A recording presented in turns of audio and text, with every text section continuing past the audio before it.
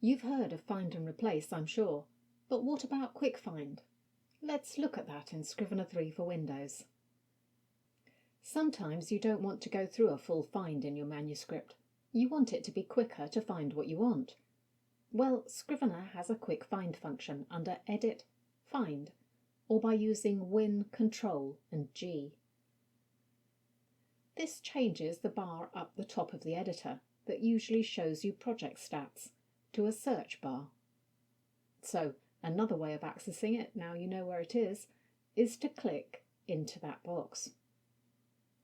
Type in what you want to search for and you'll see a list of results split into titles and text that contain your search term. If you have synopses, it'll break those out too. The manual describes this as being like the search bar in your browser, which I think is a good comparison, because the more you type, the more it will narrow down the results. And, in the same way as in a browser, selecting one of the results will take you to that place in your manuscript. You can now use F3 to go through the other results in the list in order.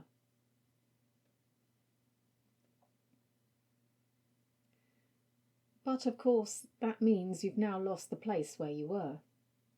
So you might want to use another option, which is to hold down Shift when selecting the item. That way it'll open into a quick reference panel and keep you where you were in the manuscript. Another option is to use the Alt key when you click, and you'll get the search result in a second editor panel. And that last option in the list, the full project search, that transfers you to the search function in the Collections panel, listing the relevant items there.